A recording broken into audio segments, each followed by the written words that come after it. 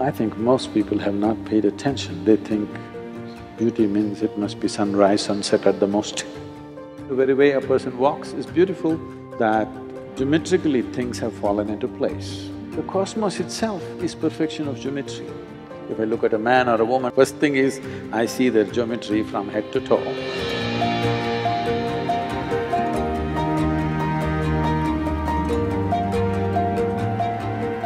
I thought I'd just start with a very basic question, a simple question. It's a question that I'm often asked at poetry readings, at poetry workshops, poetry being primarily what I practice. And the question is, what is a good poem? And the answer really is, if the poem is a form of verbal design or verbal choreography, what is design? And is beauty implicit in that notion? If so, what is beauty? Whether it's a machine, or an ant, or a grasshopper, or a human being, or clothes, whatever, or a building, if it fits and flows with least amount of friction, if one who has the eyes to observe, it always seems very beautiful. I don't know how many people notice this. Right from my childhood, I spent a lot of time paying attention to every kind of insect and I found insects are the most fabulously designed creatures on the planet. And every kind, if you look at them, in terms of color, in terms of geometry, in terms of variety of activity that they can do, they're so fabulously designed.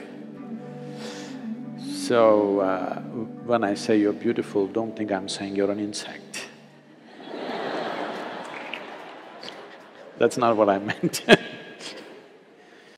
I'm saying different creatures, we have 2 legs, somebody else has 4 legs, somebody else has 6, 8, 12, whatever number. But the beauty of nature and evolution is the design has been perfected. I think most people have not paid attention. They think beauty means it must be sunrise, sunset at the most. Small things are very beautifully made because with least amount of friction, they've learned to function. If you look at… if you look at the activity,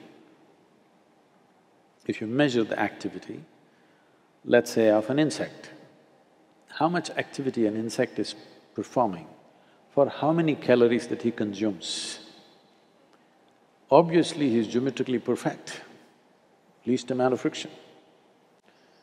So, anything that's well made always excited me, whether it's a machine or a building or an insect or an animal or a human being. If you're talking about humans being beautiful, if you look at somebody, when they're joyful, everybody is beautiful. Whatever the shape of the nose or the chin, when you see them in a joyful condition, they're always beautiful. With the best, whatever is considered the best shape of the nose or the chin, when they're in bad states, they don't look beautiful anymore. So, if you are in an exuberant state of life, you will look beautiful, in the face, I mean. To keep the body beautiful takes little work. A lot of people are trying to take the shape of the planet.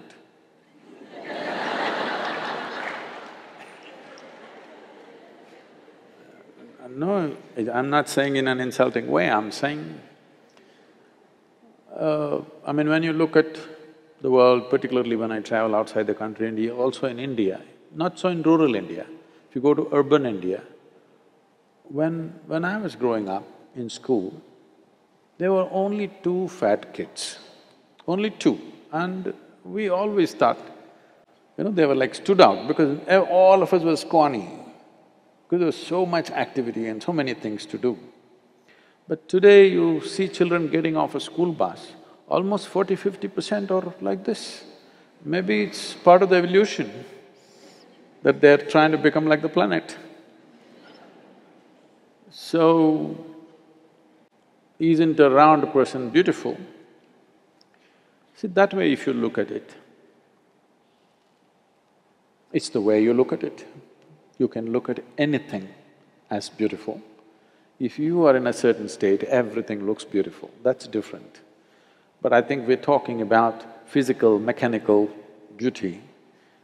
That mainly means geometrically there is some perfection where things operate with least amount of friction. Suddenly the very way a person walks is beautiful because there is not lumbering around. That goes for a human being or an animal or a machine or everything. That geometrically things have fallen into place. In fact, the entire universe is just happening because of geometric perfection. Well, the dome is standing because of geometric perfection, not because of the strength of the material. All the buildings we designed here, we always saw how it can be geometrically perfect so that the material that we use is very little because our problem is always budget. People say such a large building with these kind of beams, it'll collapse. It will not, because geometrically it's been thought through. So, evolutionary process has always looked at geometry. The cosmos itself is perfection of geometry. Why is the planet sticking to its pathway? Is because it's achieved some kind of geometric perfection. If it goes slightly off, it cannot come back again. This is not just true with this planet, it's true with the entire universe. So, in my mind, it's always been like this. If I look at a tree, if I look at a cloud, if I look at a man or a woman or anything, for me, it's always the geometry of things. First thing is, I see their geometry from head to toe. Afterwards, all the other things. Because geometrically, it should be right. Only then it will stay.